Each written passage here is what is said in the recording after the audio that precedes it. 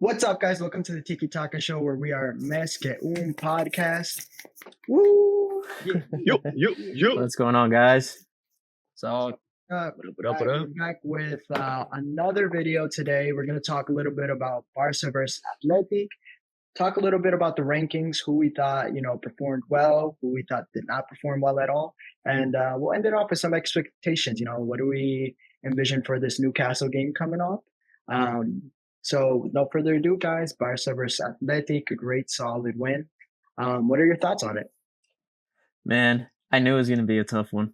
I know it was a great goal by LAMINE, but I knew we were going to look tired. I knew we were going to, have some struggles in the midfield, and we saw that in the first half. But great to see a golazo by LAMINE and give us the 3 points we needed to go comfortably into the next week. Yeah, like I said in the last episode, I was expecting a bit more attacking wise. I think it could have been 3-0 like I predicted, but there was things happen, But I definitely wasn't expecting us to be that tired, which I probably should have. We played a crazy game against Atletico Madrid. But, I mean, I think there's being tired, and I think there's just not being able to, get that final push to get a goal, And we didn't have a single shot on target the first half.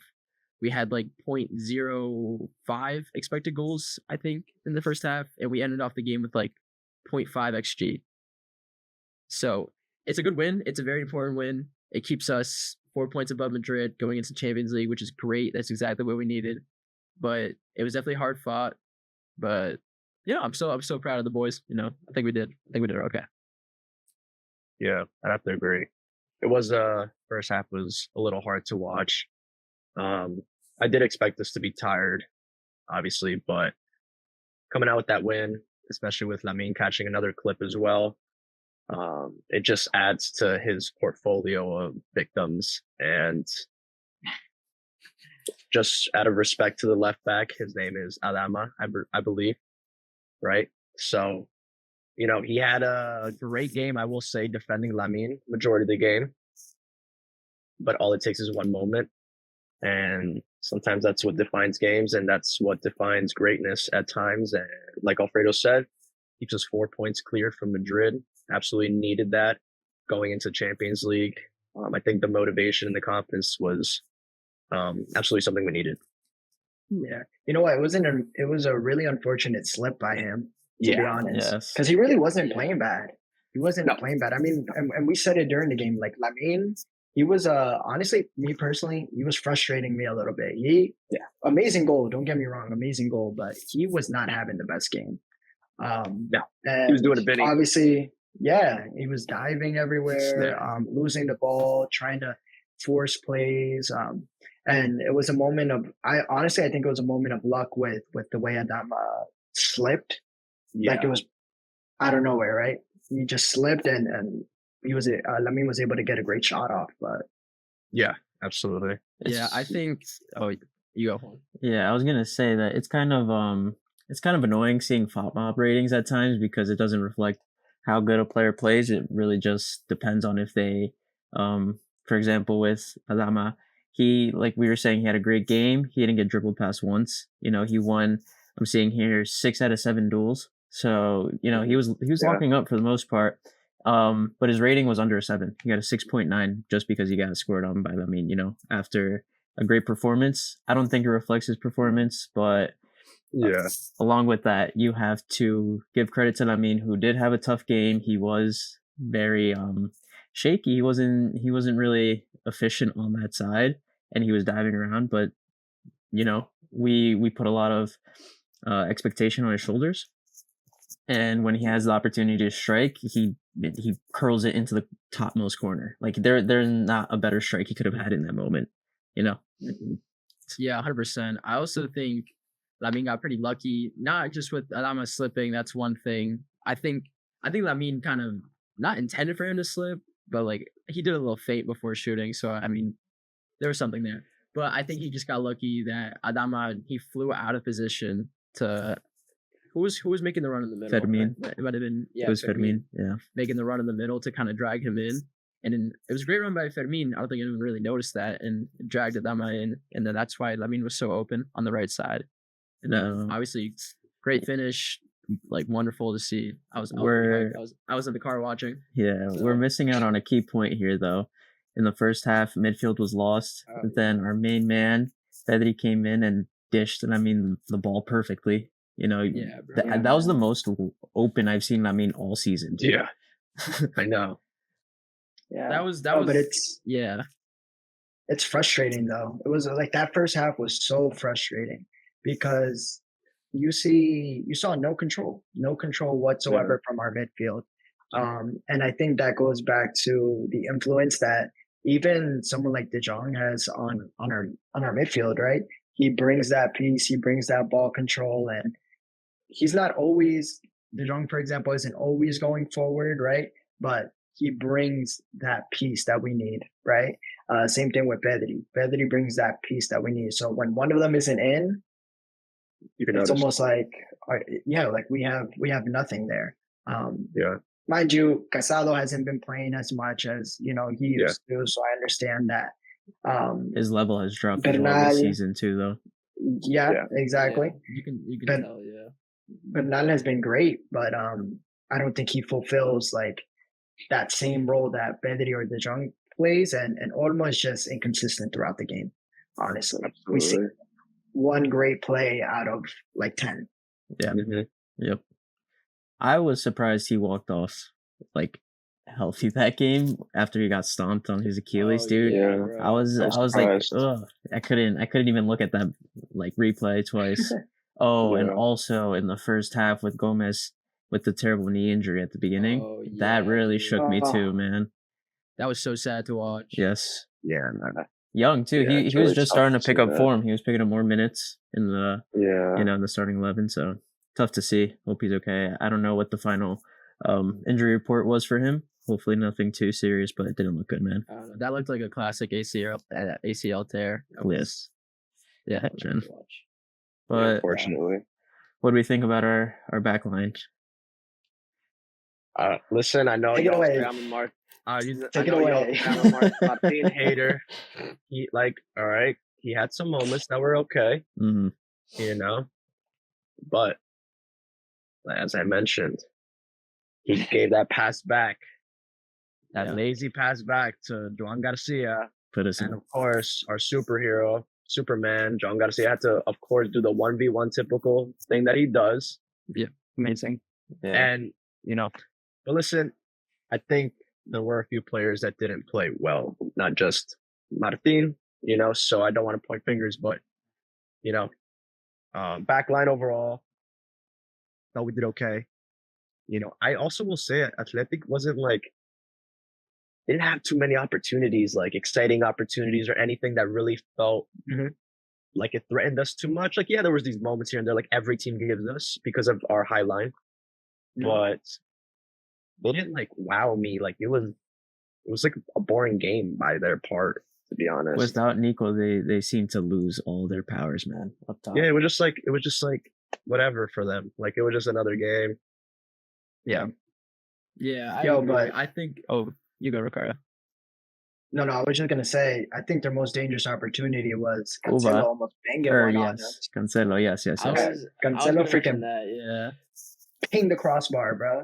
I was so.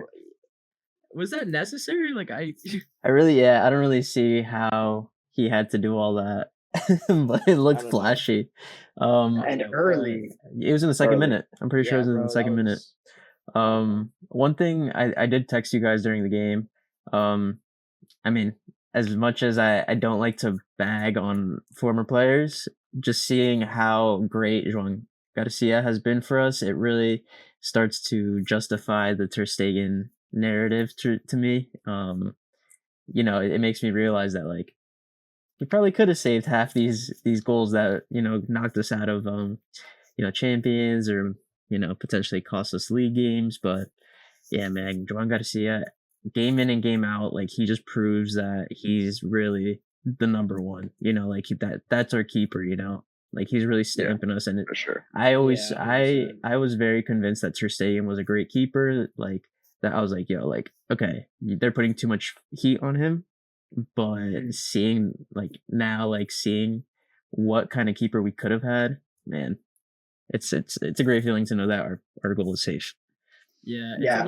it's almost like driving like a beater car for years, and then all of a sudden you get a new car, and you're like, wow, like It's luxury. like I never realized, like, not saying Ter Stegen was like a beater car, but I don't know, just like an analogy. Like, I don't know, it's just like having new things, and you're like, wow, like I didn't realize what I was missing with this old thing. Yeah. We went from a Volkswagen to a Cupra. Yeah. For real. Yeah, pretty much. Yeah, but he's giving Unai Simon a run for that starting spot, bro. Yeah, For man. real, for real. But For Raya too, though. Raya's been good Yeah, for Raya's doing Arsenal, great. dude. Yes. Yeah, But I my don't know, thing with Spain's pretty Raya- stacked. My thing with Raya is that he stands behind a very solid defense as well. Yes, one of the best defenses in the world right now.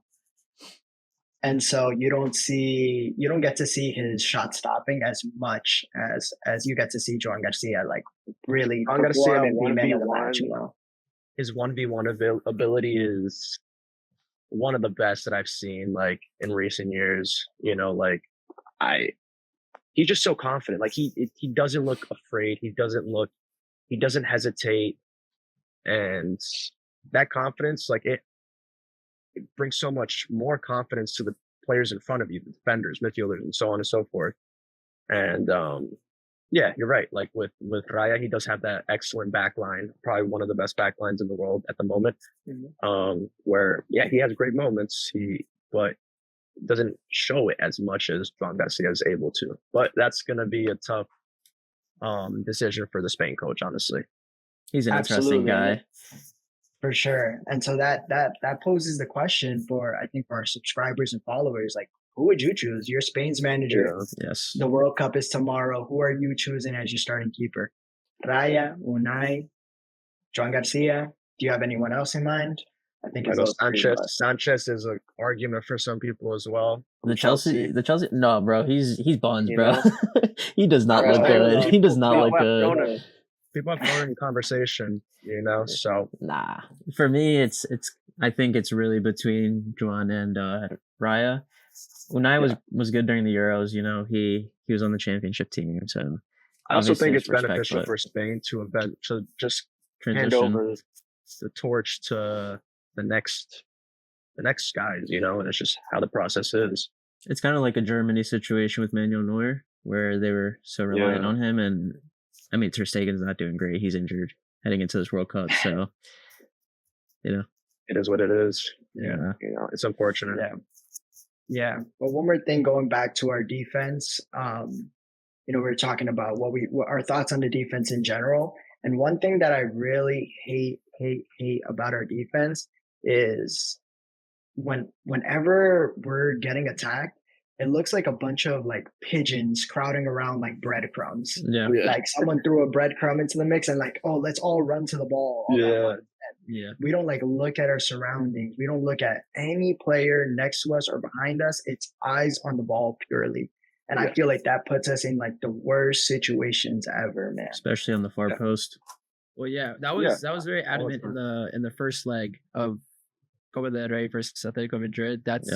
They scored 4 goals literally just by abusing, like what you're saying, like our pigeon mindset in that aspect. It almost felt like we were on all-out attack at times because it's just like, where's our outside backs? It's like, you know, or just like our support from the midfield. That kind of plays into that too, how our midfield was lost. We didn't cover those gaps well enough. So the defense kind of had to, you know, spread out a little more than they should have. Yeah. But yeah, we're used to it at this point. For sure. I don't think it's going to get too much better before the end of the season. I'm hoping that it does, but it's been the same story. You know, at the end of the day, we just need a leader in the back to just help manage it. So what we'll do is we're going to kind of rank based on performances over the weekend, see who we think was the best player and who was the worst player and everyone in between. So Charlie, if you want to start with the worst performer for you over the weekend. Yeah, so my worst performer out of the starting 11 was Ferran. I just think it was another game where he just let us down offensively. Not that he had too many opportunities, but it just felt like it was a body on the field, not really doing too much. Yes, he had a nice little flick where it did almost end as a goal, but again, same story. It didn't end in the back of the net. I just think he's going close to almost 10 games without scoring a goal. And as a striker, you are expected, especially at a club like Barcelona, the expectation is to can't always be super consistent, but at least consistent enough to provide us something. So to me, he is at a starting 11, number 11. Yeah, I agree with that. 0 shots on target. He had almost 0 expected goals as a striker, dude. Like, played 62 minutes. You got to get a shot on target. You're playing at one of the best clubs in the world. They'll find you. He had his clear opportunities, just like in the Atletico game. He had clear opportunities to put it on target. For example, when he got the ball from Lamine and decided to pass it back to the penalty spot towards Rashford, when he could have put it on target and potentially gotten us a goal early on. That's it. Just open up your hips. Yep. Open up the hips. All you needed to do. Yep. Agreed. All right. All right, so next up, Fredo. Number I'm 10. gonna say for my number 10, I think I'll put Rashford. Rashford. Yeah. Yeah, I'd agree with that. I didn't really see much of anything from him. It's like he got 1 touch in the box. I don't know. Did he get a shot? I think he got 1 shot on target. He might have got 1 shot. One shot on target. I honestly didn't even notice that he was there half the time. I don't know. He's not in form right now, and it's not looking too great. Yeah. He's looking very passive. It feels like he's getting complacent, knowing that Barca wants to sign him. Personally, I don't agree with that 30 mil price tag with the way he's playing. He's just going to rot on the bench for us next season, and that's 30 mil that can go towards a position that actually matters on our squad, because we have Rafinha when he's healthy. I really don't see a need for 30 mil on somebody who's going to perform like that. He was definitely down there with Ferran on the worst on the squad list for me as well. All right, so let's talk about the 9th worst player today. Ricardo, what do you think? I think 9th, you're getting into that territory where there's a couple people that you could pick, right? In this case, me personally, it's controversial, but I'm gonna pick Bernal. I'm gonna pick Bernal. It's a controversial pick, but here's why. I think first half midfield did not look good at all. We had no control. They didn't do much. They just didn't do much, plain and simple. And so, whereas Olmo and Casado, they came out in the second half. Obviously, they had time to recover from that first half performance. But Bernal came out at halftime, right? So he didn't really have a chance to recover from that first half performance, apparently with stomach problems. I think he had to use the bathroom, bro. He had too much coffee. I don't know if he was nervous. Yeah, I don't know if he was nervous, had too much coffee. But he didn't give us much in the first half, unfortunately, and then he didn't have time to recover and give us, a recovery in that second half. So he definitely didn't carry that form. Yeah, that form that he carried from the prior game, he just looked like another body. So I'd have to agree. Yeah, I agree as well. I really do think we saw in real time the effect of a 90-minute game in a semifinal against an Atletico, dude. Like, especially in our midfield, it was not looking good. But we did mention that in our last episode as well, that we can expect some tired legs, and we will see some changes in the midfield, which would be tough to watch. And in the first half, it definitely was tough to watch. All right, so Juan, 8th worst player. Yeah, so me personally, I would have put Casado at 9, but since you chose Bernal, I'll put Casado at 8. Honestly, I don't see him on the field often, and it just seems like he's always a step behind defensively, where I think his role on the field is more like a Gavi, where he has to be a little chaotic defensively, get like nitty gritty with it and win those 50-50 challenges, or at least make it very uncomfortable for players in the attacking end. So I just really don't see him doing that. He loses more duels than he should, given that he's starting. I'm seeing here that he won 3 out of 7, so he was under 50%. He lost half his tackles. You know what I mean? So it's not something that we need defensively, not something we expect. And going from someone from even Pedri, who's not that defensive minded, he'll win more battles than Casalo. We miss Gavi in that position. I think Gavi would be the perfect starter in this case. But hopefully he comes back healthy. But Casalo did not do it for me, man. He was not looking good out there. Yeah. Something about Casalo that I noticed as well as I was watching the game. He has like tunnel vision. Yes. He plays the way he's facing every single time, I feel. Like he is not looking to the opposite side of the field, looking to switch. At least yesterday, he wasn't. I've seen that as well. He wasn't looking to switch the field. He wasn't looking to open up the play. It's like, I'm facing this way, so I'm going to play this way. Which in some cases, keeping it simple is okay, right? But in other cases, you need to open up the field a little more. You can't always just play one single direction, So like open up your hips, turn and look in the other direction and see who else is open on the field. So that was definitely bothering me yesterday whenever I saw him get the ball. All right. So we'll move on to the 7th worst performer of the day. Charlie, thoughts? So my number 7 is going to be Dani Olmo. So in the 62 minutes that he played as an attacking midfielder, he had 1 shot. And to me, we've seen his quality when he hits the frame or, just shoots the ball on target. I just feel that at the current time, he's just not at the top of how we've seen him in the past. And it is affecting us because with Pedri, yes, coming back, but not 100%, and De Jong out, and not having a guy like Gavi as well, and Fermin, although consistent majority of the time, not always consistent. A guy of his caliber, I feel like, needs to be that for us in a game like this. So I just think he just didn't give us much in that attacking midfield role. And again, with his lack of creation, it says right here, he was expected to create. He made 1 created chance the entire time that he played. We have to have more than that. And like Ricardo mentioned earlier as well, out of the 1 great moment that he has out of 10 moments, he's got 1 good one and then 9 other ones that you're like, what is that? So I just think it needs to be a little bit better.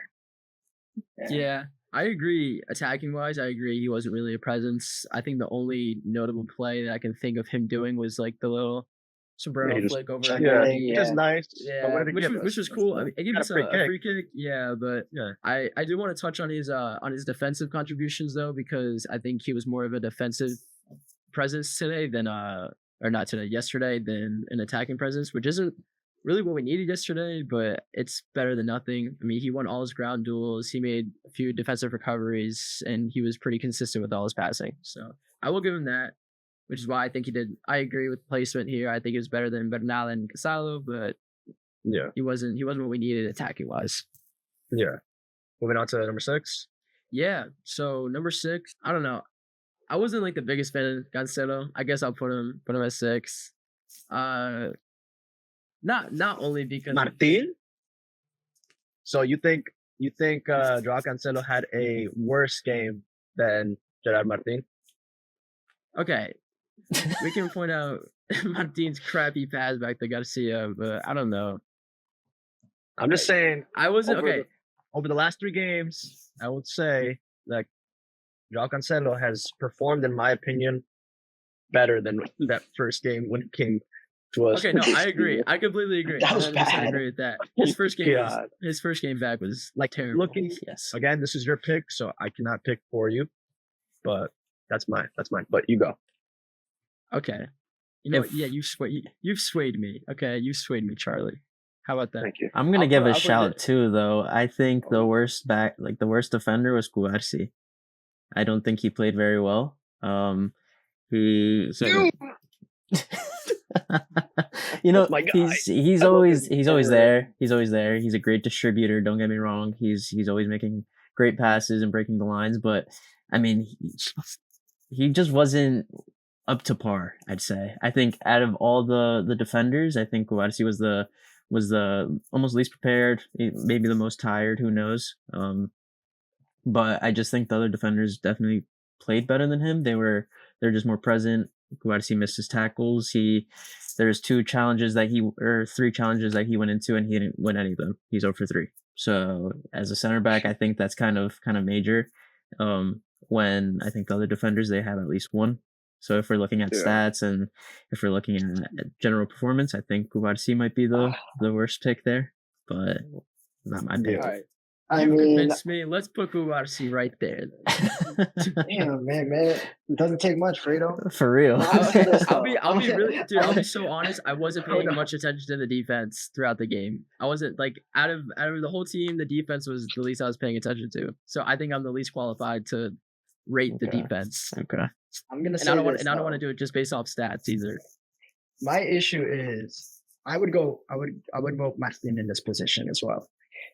My issue is that Guarci, I'm hearing you, and I get what you're saying. I think our expectations for Guarci, they're very high. Of course. And although Martin may have maybe won a couple more tackles than him, or had like an extra defensive contribution than him, Martin also put us in some dangerous positions, bro. So I'm -1 immediately. -1, -2. I take notice. I take notice of that. Yeah. So I don't know. I feel like the his rating, he had a good rating on Pop Mob break, but I am thinking about those situations where those back passes that really put us in like sticky situations. That thank God we have Joan Garcia in the back, but they could have ended badly, and his rating would have tanked. Yeah, yes, I do also think that I honestly, like, looking back at it, watching the game, then watching the highlights, and then watching a replay of the play, I do think Guarci should have gotten a red. Yes, I do. You think so? So yes. with that, I don't think it was a clear goal scoring opportunity, but he is the last man back. And if we were watching a non-biased game, I would give a shout for a red, and I think we got lucky. That's my take there. In my opinion, it's not a red. Why? I don't think it's a red because, number one, not intentional. Okay. Right? They were both looking at the ball. They're both looking at the ball while running. Unfortunately, it was Iñaki, right, who fell? Yeah, I believe so. So, unfortunately, the contact existed between Iñaki and Guarci where he just clips his back leg a little bit. But they're both looking at the ball, chasing the ball. Number two, it was the touch Iñaki had taken. He's not getting to that, regardless. Like there's no chance. Joan Garcia was already coming out, regardless of whether that accidental contact happened or not. It wasn't going to end up in anything. Yeah. So for me, that makes it's a solid yellow card for me. Like, no doubt, like solid yellow card. But I just don't see it as a red. Yeah, I don't think it was a clear red. I just don't think it was as accidental as we think. I think he's aware. Yeah. I think he's aware of where he is and who's in front of him. So I think it looked like he purposely ran behind him and made it look like an accident, where he knew the legs would collide and ultimately cause him to fall. Although I do agree, I don't think it was a clear goal scoring opportunity, which that saved Cuba. But honestly, there is a good chance he should have gotten a red there, in my opinion. I don't think it's a bad decision to give him a yellow, but I do think I would have given a red. But all I'm gonna say though is Valverde came out after the game and also said he thought that wasn't a red, and he's Atletic's coach, so yeah, fair enough. I'm not gonna oppose him. Yeah, I respect him. Of course. Great take by him. So, Alfredo, what's your pick? 6. I mean, we're all flip flopping between Martin and Guarci at 6th and 7th. So let's just go. Might as well flip a coin at this, honestly, bruh. might as well flip a coin at this, honestly. But I think for me, I think I'll go Guarci 6th. Okay. Sounds good. So now we know who 5th is, Ricardo. Gerard Martin, quick. Yep. And we stated our reasons already, so I think it's an obvious choice there. Okay. So now we're at fourth, right? Yes. Okay. Yes. I'm gonna say, oh, this is tough. I want to put. It's hard because I want to put LAMINE at our fourth best for the day, only because his performance was so poor. But having won us the game also plays a major impact. So I think the other option there is Cancelo at fourth best player of the day. I thought he was solid. I think he's performing for us, and given how the style of play he had to have against Atletico, and then being able to come into this game ready to go and be positive for us, definitely a great performance for him. Solid, I can't complain. Yeah, I agree with that. I think he played a solid game. Not anything too much to touch upon with his performance. I think it was just an average good game. Yep. It was just consistent, sure, which is what we needed. Yep. Yeah. But yeah. All right, let's move on to our the back line too close, so I don't even know. Let's move on to the third best player of the day. Charlie, what do you think? So for me, third best, I would probably say LAMINE. For me, third best. I don't think the first half was great by anybody. Except but him Joan. specifically, yeah, I just think LAMINE had very few wow moments or moments that he stood out. And yes, he scored a spectacular goal, won us the game, which we absolutely needed. I think overall it wasn't his best game. And so for me, he's number 3. Yeah. And like we said earlier, I think it's just a little frustrating to see him trying to dribble so much when it's clearly not working at times. Yeah. It's clearly not working. So simplify your game. There's no reason why every single time you need to touch the ball, you need to take on 2, 3, 4 people. And especially if it's not working for you today, if you're not having a good day in the office, let's simplify it. Let's pass the ball. Let's move. And I think that happened a little more in the second half, right?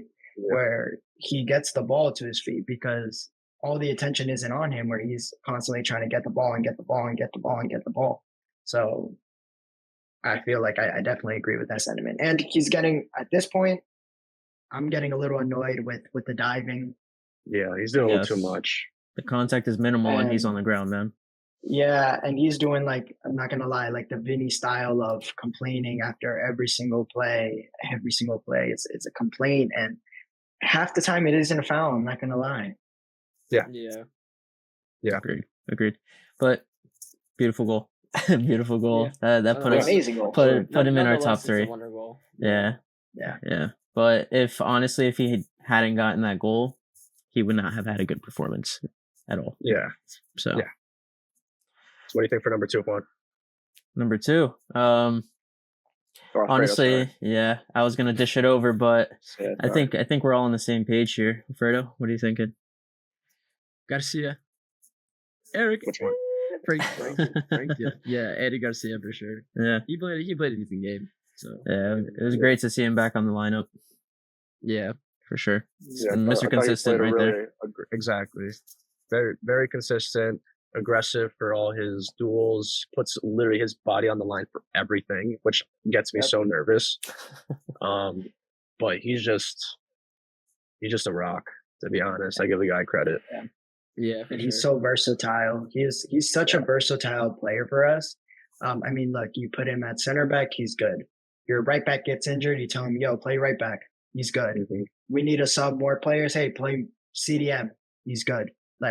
He's just such an important piece to our team at the moment. And he's consistent at every single position, to be honest. Yeah. He's our Swiss Army knife. I know Madrid has Camavinga. I know there's all those memes, but he's been our Swiss knife this whole season. And honestly, absolutely. It's great that he's able to do that, but I do think he thrives in a central position, whether it be center back or center defensive mid. I just think, like you said, Charlie, going all in which is what I want from Casado, which is what we saw from Gavi and we see from Eric. We don't get that. So when he is in that central position, I think he thrives, and it just you could tell it's his natural position, you know. And Maybe. as great as he did this weekend, as consistent as he was, I do miss seeing him in the middle and just winning all those challenges that we need him to win in the middle. MVP? No, it's Ricardo. Obviously. Damn. Charlie. Yeah, Charlie, All right. you really want I'm getting old. MVP. MVP. All right. So Ricardo, who do you got for So- MVP? Who you got for MVP, bro? All right, so hold on. I think we got to be clear here. We're ranking our starters. Yes. Yeah. Personally, I wouldn't say this is my MVP of the game in general, but out of all our starters, I do think he's number one, and that's Joan Garcia. Yes, sir. I just think he is such a solid keeper, man, in every single aspect. And he didn't have too much to do yesterday, but the moments where we needed him to get involved, for example, that 1v1, we can rely on him. And it's simple as that. Those are moments where we need a strong keeper. He was very active off of his line, which I think, again, is so essential. Instead of just, standing like a cone on your goal line, waiting for them to come shoot on you.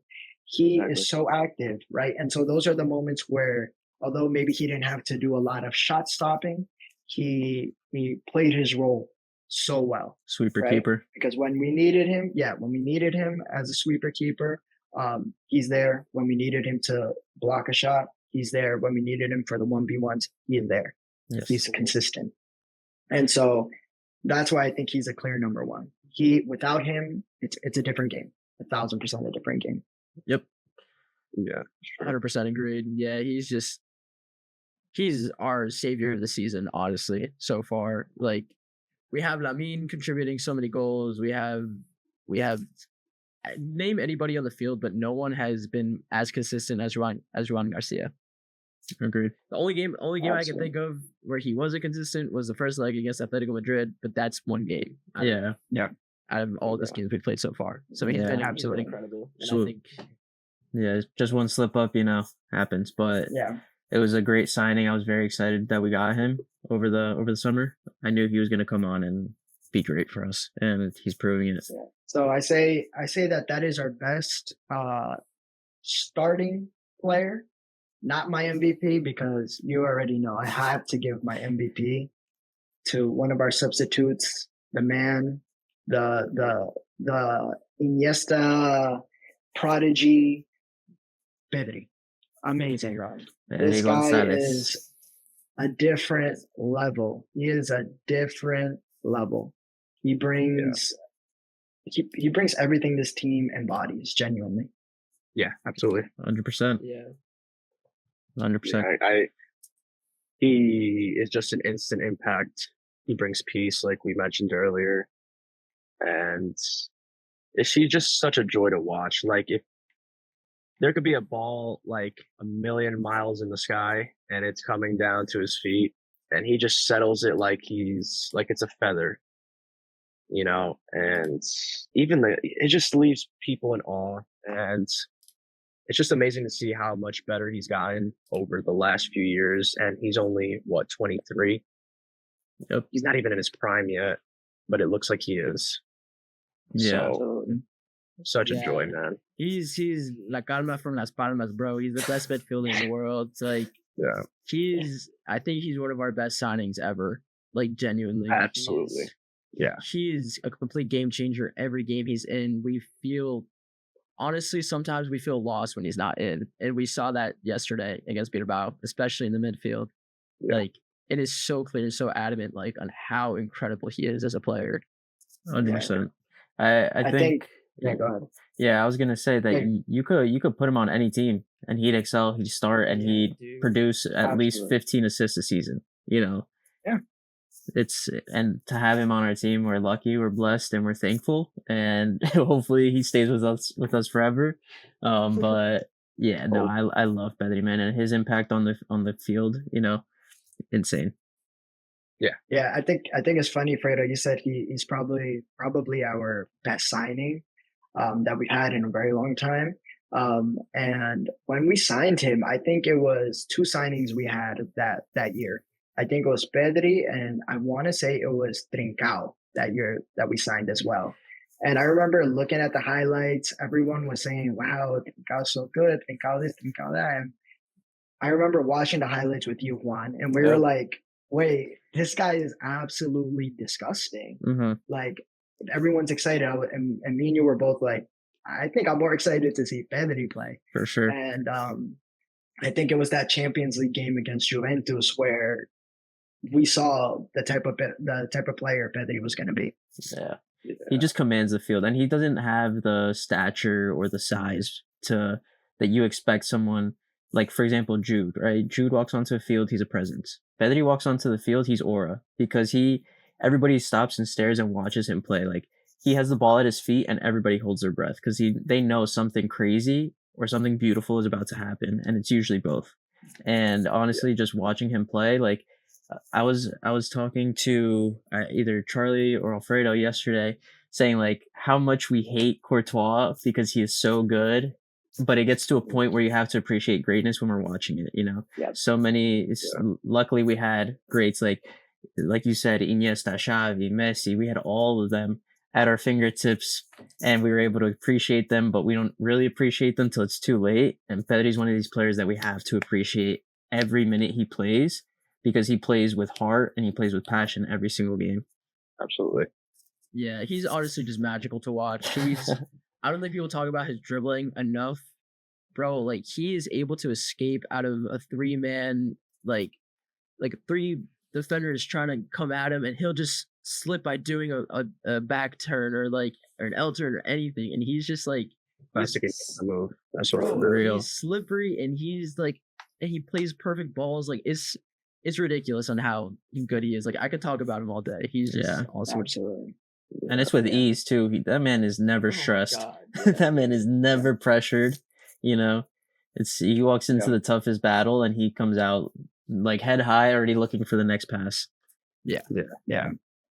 And all that to say, I mean, again, we subbed on all of our big guns yesterday in like that second half. But Pedri is to me the real difference maker, and that's why he's the MVP. Because when you saw him step on the field, it was a different game, different team, completely different game. Man.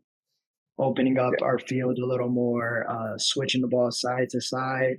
I mean, even the Lamine's goal was a pass from Pedri. Yes, where he gets the ball from the left side, turns, is able to dribble into space, and again, like you mentioned, Fitmin with that run opened up Lamine's space to receive and shoot, right? But again, it's who's the one driving or conducting that play? Pedri Potter. Yeah, seriously. Now we're going to talk about looking into the Barca versus Newcastle Champions League game. So we did touch base on that in our last show, but we just wanted to give some final thoughts before moving on to that. What do you guys think? I'm excited. It's going to be a tough one, though. I do think I agree with Juan's take from last episode on how it'll probably be a 1-goal aggregate win. I just think with our injuries right now and the fact that every Premier League team is so physical, I just think Newcastle is going to bring that fire. I mean, they did just come off of a loss against City, I believe. Yeah. That's a cup. Yeah. So, but I think they're going to bring that fire, especially since they were performing well in the Champions League, especially Anthony Gordon with his 5 penalties. Yeah. So apparently he's on the same level as Mbappe now.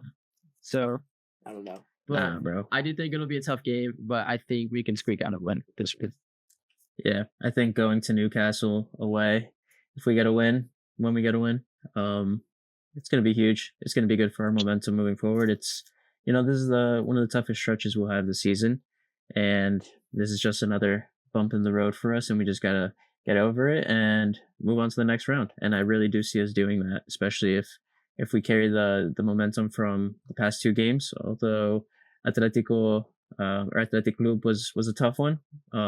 Getting the win there and having the comfort of 4 points in the league, I think we can confidently move forward into this game and get ready for a physical match for sure. Any team in England's gonna give us a tough challenge, but I think Newcastle just doesn't have enough in him. So, question for you guys. We are playing at St. James Park in England. Are you starting Rashford, who has familiarity with playing in England? That's been his whole career. We started him last time we played in England against Newcastle. Do you think that'd be a shout to start him? And he did score twice. We should be A beautiful goal. Yeah, but it is also important to know that he was very well informed at that point, and currently he hasn't done much in the past few weeks, I feel like. Yeah, unfortunately, I don't think he starts. Yeah, I don't think he starts. I do think he comes into the game. But yeah, I just don't. If Hansi starts him, it's because he's a little healthier than maybe Rafinha or Lewa. I don't know. Most likely not going to play striker. But yeah, I don't think he starts. But if he does, it's because of those reasons. He's trying to save some legs. Yeah, I think only reason why Rashford would start in my mind would be one based on vibes, England vibes, but either that or like Rashford knows his way around Premier League defenders. He knows. Obviously, we saw it last time we played against Newcastle. He knows how to score against English teams. So I think now, if there was a time for Rashford to make a comeback in form, I think this game would definitely be the time if Hansi decides to start him. Yeah. There's two scenarios where I start Rashford in this game. Or not scenarios, but rather two requirements. The first requirement is that he starts as striker over Ferran and Lewandowski. That's the only position I see him starting in. The second requirement is that he gets a trim. That man has the craziest haircut going into a game that I've seen, bro. Like, why are you not getting a fresh trim, bro? Come on. So if he's going to England and he's starting a match, that man needs a fresh fade with a fresh lineup, because when he scores a goal, I need him to look fresh. We can't have our boys looking scruffy like that. Like, yo, barbers in Barcelona need to bless this man before every match, because why is he looking like that? Those are my two requirements. But besides that, I think either Ferran or Lewandowski, they start over him. I don't see him starting. Yeah, that's what I was gonna say though. With the the haircut, you got it with the haircut. His thing is, he's looking rough right now. Yeah, man. But definitely, that's what I was feeling. Like I would, if we were to start him, I would want to see him at striker. And it's hard to envision Hansi making that decision. But again, Ferran hasn't been giving us anything. Lewa is looking like Batman on the field right now, and bro can barely see through the mask. So I think we're playing in England. We're playing in England. Rashford is familiar, with going head to head with English defenders. I don't see why we wouldn't try having him as striker in this game. I see that. I would like to see him there, man. I think physically he can do it. Pace, bro. He's just, he's got the athleticism and the strength, I think, to compete against those guys, especially with Newcastle's background. They're not fast players. No, but they're huge, bro. They're tall players. Yes, but if we're not playing if we are playing over the top, you're playing over the top in space, or you're playing him a through ball on the ground, and he's gonna cook them. Yes, all day. Where Lewa would probably be somewhat around the same speed with them, but obviously, technically, I think Lewandowski in the striker position, he would do a better job. But I don't know. I think it's an idea, and if he does it, I wouldn't be opposed to it. Genuinely, I hope I'm wrong, but I just don't think Ferran sees any minutes in this game. Like, against those taller, bigger, stronger defenders, like, I just don't see, in the style of play that Ferran has, I just don't see him overcoming this. Now, he does have experience in England as well, coming from Man City. Yeah. It's been a while, but I just personally, Lewandowski and Rashford, I think they're just more productive for us right now. And Ferran, I mean, man, my heart goes out to him sometimes, but I just don't see him being productive in this match either for us. If he goes in, it's because we're up by a few goals or someone gets injured. Ricardo, who are you starting up top? At striker, I'm gonna be honest. Personally, I think I would start Rashford for real. Yeah. I don't think he's in the best form, but I just do think he has the experience of playing in England. Again, Ferran, he hasn't given us much in a couple of weeks, so I'm giving it a shot. I'm risking it. I'm risking it in this case. And now, if we were playing in Barcelona, I don't think I would start Rashford in that case. But I think that we are away at Newcastle, I think me personally, I would give it a shot. Yeah. And put Rafinha on the left, Fermin in the middle, Lamine on the right. Agreed. Yeah. I agree with you. Okay. Cool. Well, hopefully it's a rainy day in St. James Park for us. And Yeah. we bring it back to Barcelona with a good scoreline to comfortably cruise into the next round, and we can beat up Atletico again. So yeah. Yeah, I think.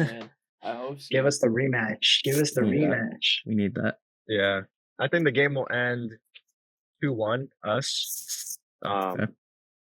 I just think that's a realistic score prediction. If we can run it up, because Newcastle did play Man City over the weekend. They maybe are a little banged up, but so are we a little bit. So we'll see. To be fair, to that point, I do see that Newcastle did not start a lot of their attackers against Man City. Yeah. They had Anthony Gordon, Joelinton. They were on the bench. A defender, Dan Burn. I'm not sure if he's still starting for Newcastle regularly, but he was on the bench as well. They came on later on, so they're going to be a little fresher, legs wise. But we'll see. Yeah. Fredo, They're also they're obviously not traveling since they're home. We're traveling. We just traveled straight from Bilbao all the way to Newcastle. Exactly. So, yeah, we're tired, man. We're tired. Yeah. Fredo, what's your final It's score crazy. for game one? I agree with Charlie. I think 2-1's pretty realistic. If for a winning scoreline for us, I think 2-1 is probably what I envision. I think it'll be hard for us. I mean, Dan Burr is 6'7". Freaking who's Newcastle's other center back? There's Theo and Botman. Yeah, Malik Chow. I'm pretty sure it's Botman. Botman's the other one, and yeah, Botman's 6'4". They got some tall dudes in the back, man. So we're obviously, I don't think we're gonna win too many aerial duels, so it's got to be a ground battle for us, and we have to minimize also, corners for them. Yeah, I was gonna say that if we're not gonna start Araujo, then we're gonna be struggling corner wise, and I don't think we're gonna start him. We didn't start him against Bilbao. I don't think we're gonna start him for this game. Yeah. Now, do we start the same back line as we had against Athletic Bilbao? I think that's probably what they're gonna end up doing. Yeah, I think so. Yeah, so Eric on the right, Martin in the center. We wouldn't want to see a little change up with Cancelo on the right, Eric and Guarci in the middle, and then Martin on the left. Yo, I forgot Cancelo played for City, bro. He's got experience at England too. Oh, that's true, bro. How do we forget that? He's a Premier League winner. How do I forget that? Yeah. Yeah, no, he does. I mean, he's definitely starting. That's for sure. He's 100% starting. Yeah. Nonetheless, but yeah, no, we do have some English experience there. Yeah. Good shout. But yeah, it's back line. I think we do start exactly how we started against Athletic Club. I just think that Cancelo going down the left side provides a little extra danger down that left flank. Whereas if we put Lamine and Cancelo on the right side, it's kind of like you count on Gerard Martin to attack on that left side going forward. And in this situation, I don't think we do it. I think Cancelo on the left, Eric Garcia right back, Martin and Guarci at center back. Okay. Yeah, I agree. I can see that. So a thought I just had real quick. I know we saw Lamine struggle. We're going back to the game this weekend, but do you think it could be also that Eric wasn't helping in the attack as much? So when we see Kunde, we see him making those overlapping runs, those underlapping runs. Do you think Lamine was kind of left alone that match? And if you guys do feel that way or don't, do you think we'll see that in Newcastle where Eric isn't supporting in the attack as much, which puts more pressure defensive or offensively for Lamine? Yeah, I think that's a good point. I do think that Eric did not provide as much of an attack presence as Kunde has, but I have seen Eric in that position do that. So if he does go up more, I think it'll definitely benefit Lamine and give us more options on the offensive, end. And, I think if he does that, it'll be excellent for us. If not, then it'll be a similar story as the game this weekend. Yeah. So overall, high hopes. I'm excited. Yeah, It's crazy. It's gonna be a good game. I have a source. FOTMob sent me the notification early, and they said it was a 2-0 Barca win. Oh, 2-0. Yeah. I got the notification right now. Oh, who are the goal scorers though? Who are the goal scorers? Just so I know. Goal I don't scorers? slip in. I'm a classified information here. Okay. Not But- really teams like to score but own goals. I'm gonna so- tell you. No own goal. I'm gonna tell you. Okay. It was LAMINE YAMAL 1, Okay. Cubarsi 2. Cuba. Okay. Off a little corner, a little attacking run. But Mob told him. So I think they might have gotten it wrong on the That'd be second goal though. I thought Fermin scored the second goal on the night, but Fermin had the assist. Oh, that's what it I was. saw it. Fermin. It said Fermin corner. assist. He proved Yeah. it wrong. score correction. Booty corners. You know, but realistically, I think defensively, I think our past 4 games we've let in 1 goal. Mhm. I believe it is. I think we can get a clean sheet. To be honest, I think our past 3 episodes I've been saying we get scored on at least once a game. I'm gonna switch the narrative. We've been playing all right defensively, keeping a clean sheet. So I say we go into this game and come out with that same result. Yeah. Cool. Yeah. That's I a can see good that point. happening too. Yeah. Yeah.